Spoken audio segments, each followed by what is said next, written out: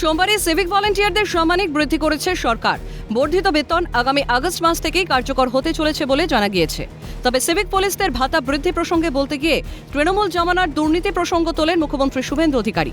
জানিয়ে দেন, সিভিকদের ক্ষেত্রে ঝাড়াই বাছাই শুরু হবে। উল্লেখ্য, তৃণমূল জমানায় শিক্ষক নিয়োগ থেকে পুরনিয়োগে দুর্নীতির অভিযোগ উঠেছে। জেলেও যেতে হয়েছে একাধিক ব্যক্তিকে। রাজ্যে পালা বদলের পর তৃণমূল জমানার দুর্নীতির প্যান্ডোরার বক্স খুলে গিয়েছে, আর তাতেই তৃণমূলের কঙ্কালসার রূপ বেরিয়ে আসছে।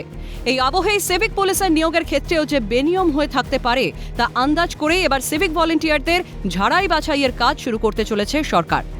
পশ্চিমবঙ্গ সরকারের স্বরাষ্ট্র এবং পার্বত্য বিষয়ক দপ্তর বিজ্ঞপ্তি জারি করে জানিয়েছে, সিভিক ভলেন্টিয়ার ব্যবস্থার পুনর্মূল্যায়ন এবং ঝাড়াই বাছাই করা হবে। দেওয়া হয়েছে এই সংক্রান্ত নির্দেশিকা। কি রয়েছে সরকারের এই নির্দেশিকায়? সমস্ত কর্মরত সিভিক ভলেন্টিয়ারদের শিক্ষাগত যোগ্যতা, শারীরিক সক্ষমতা এবং পুলিশ ভেরিফিকেশন পুনরায় খতিয়ে দেখা হবে। নিয়োগ এবং বদলির ক্ষেত্রে কোনরূপ রাজনৈতিক সুপারিশ বা দলীয় প্রভাব ছিল কিনা তা তদন্ত করা হবে। গত 2 বছরে কাজের রিপোর্ট, উপস্থিতির ভিত্তিতে কর্মদক্ষতা যাচাই করা হবে।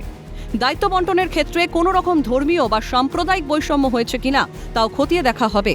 প্রতিটি জেলা থেকে সমস্ত সিভিক ভলেন্টিয়ারের সম্পূর্ণ তালিকা, নিয়োগের তারিখ, সুপারিশকারীর নাম এবং বর্তমান পোস্টিং সংগ্রহ করা হবে। যোগ্য এবং নিরপেক্ষভাবে নিযুক্ত সিভিক ভলেন্টিয়ারদের চাকরি বহাল থাকবে। তবে রাজনৈতিক উদ্দেশ্যে অন্যায়ভাবে বদলির আদেশ প্রত্যাহার করা হবে। পাশাপাশি ভুয়ো শংসাপত্র কিংবা দলীয় ক্যাডার হিসেবে চিহ্নিতদের চাকরি হতে অব্যাহতি দেওয়া হবে।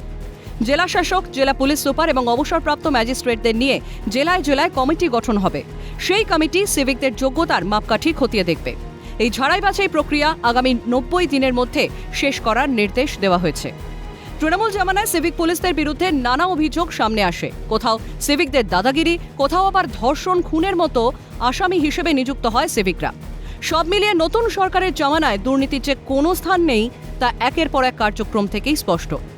সায়ন্তন ভট্টাচার্যের রিপোর্ট, ক্যালকাটা নিউজ।